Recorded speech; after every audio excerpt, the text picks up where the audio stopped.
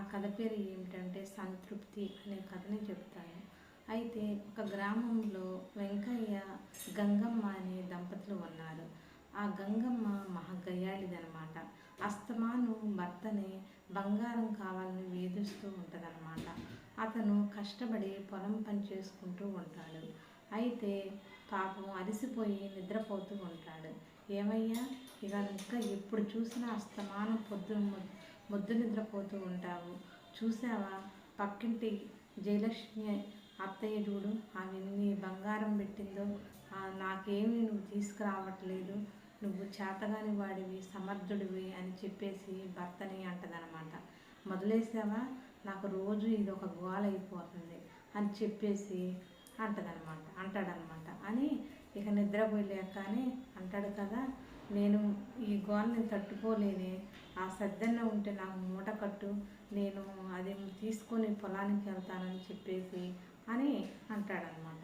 సరేనని చెప్పేసి ఆ సద్దన్నాన్ని మూట కట్టింది, తీసుకొని పోతాడు. పొలంకి వెళ్ళిన తర్వాత పొలం పక్కన ఆయన వెంకయ్య అంటాడు కదా, ఏంట్రా ఈ రోజేంటి ఎంత త్వరగా వచ్చావు అని చెప్పేసినంటే, ఇంట్లో గోల తట్టుకోలేకపోతున్నా, ఏ రోజున గోలే, బంగారం లేదంటే పట్టు చీరలు అని చెప్పేసి వేధిస్తుందరా, మనకు ఏమైనా ఉద్యోగాలు చేస్తున్నామా, చేసేదే వ్యవసాయం, అది వచ్చేదే అంతంత మాత్రం అని చెప్పేసి అని అంటాడు. అన్న తర్వాత ప్రతి ఇంట్లో ఆడవాళ్ళు ఇదే గోలరా అని చెప్పేసి అన్నాక సరేనని పని చేసుకుంటాడనమాట. చేసి యథావిధిగా ఇంటికి వస్తాడు. ఇంటికి వచ్చిన భర్తకి మంచిగా భోజనం అవి పెట్టకోకుండా పక్కింటి ఆమె వచ్చి ఏం చేసిద్దంటే, మా ఇంట్లో ఫంక్షన్ ఉంది, మా ఇంట్లో శుభకార్యం ఉంది, నువ్వు రామ్మ గంగమ్మ అని చెప్పేసి పొట్టు పెట్టి వెళ్ళిపోద్ది అనమాట. వెళ్ళిపోయిన తర్వాత ఏం జరిగిద్దంటే, మళ్ళీ భర్త వచ్చిన తర్వాత, ఏమయ్యా చూసావా పక్కింటి ఆమె ఎంత బంగారం వేసుకొని వచ్చిందో, జయలక్ష్మి నువ్వు మాత్రానికి ఏమీ తేవు అని మళ్ళీ మొదలేసింది. నువ్వు గనక నాకు తీసుకురాకపోతే మాత్రానికి ఊరుకోను అని చెప్పేసానంటే, నన్ను సావును ఒక మాటవే, ఉన్న దాంట్లో నేను ఎంతో బాగా చూసుకుంటున్నాను, నేను కష్టపడి పనిచేసి వస్తున్నాను, నువ్వు ఎప్పుడు ఇంట్లో కూర్చోవటమే కదా అని భార్య అని భర్త అంటాడనమాట. అన్న తర్వాత సరేనండి ఒకరోజు ఫంక్షన్కి వెళ్ళింది అనమాట. వెళ్ళిన తర్వాత అందరూ, ఆమెమో బాగా బంగారం పట్టు చీర ఇవన్నీ కట్టుకొని ఉంటుంది, అందరూ కలిసి ఆవిడని బాగా పలకరిస్తారు. ఈవిడ మాత్రానికి, గంగమ్మని మాత్రానికి పలకరించారు అనమాట. ఈ ఇంటికి వచ్చేసి భర్త మీద అంటది, ఏమయ్యా చూసావా, ఆమెను అందరూ పలకరిస్తున్నారు జయలక్ష్మి, నన్ను ఒక్కళ్ళు పలకరించట్లేదు, ఏం చేయాలి, ఎందుకు ఈ బతుకు నాకు, నువ్వు గనక మంచిగా తీసుకురాకపోతే మాత్రానికి నేను మా పుట్టింటికి వెళ్ళిపోతున్నానని చెప్పేసి బ్యాగ్ సర్దుకుంటుంది అనమాట. సర్దుకొని సరేనని చెప్పేసి, నాకు చికాకు వేస్తుంది, ఈ ఇంటికి వచ్చిన కానీ మనశ్శాంతి లేదని బయటికి వెళ్ళిపోతాడనమాట. అయితే ఒక చెట్టు కింద కూర్చొని ఒక అతను చుట్టగాల్చుతూ ఉంటాడనమాట పక్కింటి ఆయన. ఎక్కడికి వెళ్తున్నావు అని అంటే, ఇంట్లో ఎప్పుడుండే గోలే అందుకే వెళ్తున్నానంటే, సరే మా ఇంటి దగ్గర బోవ తినేసి వెళ్ళు అని చెప్పేసి అంటే, వద్దులే మళ్ళీ ఇంట్లో ఒక్కతే ఉంటుంది భయపడిద్ది అని చెప్పేసి వెళ్తాడనమాట. సరేనని అలా విన్నాక తెల్లారి లగేజ్ సర్దుకొని బ్యాగ్ తీసుకొని బయటికి వెళ్ళిపోద్ది అనమాట. వెళ్ళిపోయిన తర్వాత అలా వెళ్తూ ఉంటే ఒక చెట్టు కింద స్వామీజీ జరగబోయేవన్నీ చెప్తా ఉంటాడనమాట. అంటే చేతులు చూసి, చేతరేఖలను చూసి చెప్తున్నాడు అనమాట, ఎవరికి ఎలా జరిగేది. ఇంట్లోంచి వెళ్ళిపోయిన తర్వాత అక్కడ స్వామీజీ చెట్టు కింద కూర్చొని జరగబోయేవన్నీ అందరికీ చెప్తా ఉంటాడనమాట. చెప్తా ఉంటే, ఏంటి స్వామీజీ చెట్టు కింద కూర్చొని అందరికీ చెప్తున్నాడు, అసలు ఏం చెప్తున్నాడు ఏంటో తెలుసుకుందామని ఈ గంగమ్మ కూడా వెళ్ళిద్ది అనమాట. ఇప్పుడు దాకా పక్కింటి ఆమెకి బంగారం ఉందని ఆమె మీద పడిదేది కదా, ఆమె చేయి చూసి స్వామీజీ చెప్తాడు కదా, అమ్మ నీ భర్త త్వరలోనే చనిపోతాడు అని చెప్తే, అదేంటి స్వామి ఎలా జరిగిద్ది, మీరే ఏదో పరిష్కారం చూపించండి నాకు అని చెప్పేసి అని అంటదనమాట. అంటే స్వామీజీ అంటాడు, నీ భర్త చాలా నీచమైనడు, పేదవాళ్ళని దగ్గర డబ్బుల్ని పీడించుకొని తీసుకుంటూ ఉండేవాడు, ధాన్యాన్ని అన్యాయంగా తీసుకునేవాడు, ధనాన్ని ఇవన్నీ.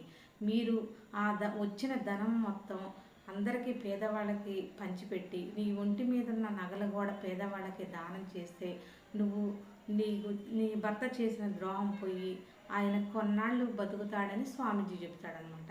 అప్పుడు అందరూ కలిసి ఆవిడ్ని అనరాని మాటలు అంటారనమాట.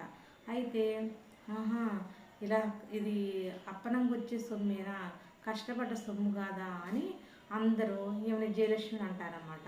అప్పుడు ఈ గంగమ్మ ఏం చేసిద్దంటే, అనవసరంగా నా భర్త మీద అలిగి నేను వచ్చేసాను, నా భర్త చాలా బాగా మంచివాడు అని చెప్పేసి మనసులో అనుకుంటూ ఉంటుంది. సరే, నా చేయి కూడా ఇచ్చేసి నాకేం చెప్తాడో స్వామీజీ అని చెప్పేసి చేయి చూపించింది అనమాట. చేయి చూపించి స్వామీజీ అంటాడు, అమ్మ నీ జీవితం చాలా బాగుంటుంది, నీ భర్త చాలా కష్టజీవి, కష్టపడి పనిచేసి మనస్తత్వం, నిన్ను చాలా బాగా చూసుకుంటాడమ్మా అని చెప్పేసి అని అంటాడనమాట. త్వరలో నువ్వు కూడా ధనవంతురాలు అవుతావు అని చెప్పేసానంటే అప్పుడు భార్య అనుకుంటుంది గంగమ్మ, నిజంగా నా భర్త చాలా బంగారం, ఆ బంగారం లేదని నేను నా భర్త చాలా మంచివాడు, చాలా బంగారం, ఆ బంగారం లేదని బంగారం కోసం ఇంట్లో వేధిస్తున్నా నా భర్తని.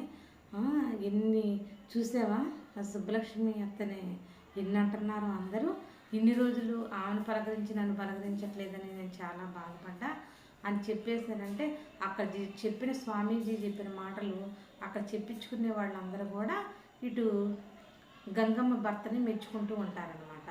అని ఇక పుట్టింటికి వెళ్దాం అనుకున్నదల్లా ఆ సూట్ కేసు తీసుకొని భర్త దగ్గరికి వచ్చి, అయ్యా నన్ను క్షమించు, నేను నీ గురించి తెలుసుకోలేక నా అనవసరంగా నేను నా పుట్టింటికి వెళ్దామని వెళ్ళా, మనం ఎంత పేదవాళ్ళమైనా అంత ధనం ఉన్నది, ధనవంతులే మనం అని చెప్పేసి నేను ఏ బంగారం కోసం కావాలని నేను ఎంత ఇదవుతున్నానో అంత బంగారం లాంటి భర్త నువ్వు దొరికావు, కష్టపడే వ్యక్తివి నువ్వని స్వామీజీ చెప్పారు. నాకు జ్ఞానోదయం కలిగింది, ఉన్న దాంట్లోనే సంతృప్తిగా బతకాలనుకొని వచ్చేసాను, నా తప్పు తెలుసుకోని అని చెప్పేసి భర్తతో అంటదనమాట. అప్పుడు భర్త అంటాడు, నేను ఎప్పటి నుంచో చెప్తున్నా కదవే, ఇద్దరం కలిసి కష్టపడి పని చేసుకుందాంరా, ఉన్న దాంట్లోనే ఆనందంగా సంతృప్తిగా బతుకుదాం, లేని వాళ్ళని చూసి మనం ఎప్పుడు వారవకుండా ఉండకూడదు, ఉన్నదాన్ని తృప్తి పడాలి అని చెప్పేసి భార్యని ఓదార్స్తాడనమాట. అప్పుడు ఇద్దరు కష్టపడి యథావిధిగా పోగొట్టుకొని పొలంకి వెళ్ళి పొలం పనులు చేసుకుంటూ ఉంటారనమాట. అలా జీవిస్తూ ఉంటారు. చూసారుగా ఫ్రెండ్స్, అందుకనే ఉన్న దాంట్లోనే తృప్తి పడాలి, లేనిది మనం ఆశించకూడదు, అప్పుడే మన సంసారమైన ఆనందంగా గడిచిద్ది అనమాట. ఈ వీడియో నచ్చినట్టయితే లైక్ చేసి షేర్ చేసి పక్కనే ఉన్న గంట సింబల్ని క్లిక్ చేయండి. మా ఛానల్ని సబ్స్క్రైబ్ చేసుకోండి, అప్పుడే మేము పెట్టే ప్రతి వీడియో మీరు చూడవచ్చు.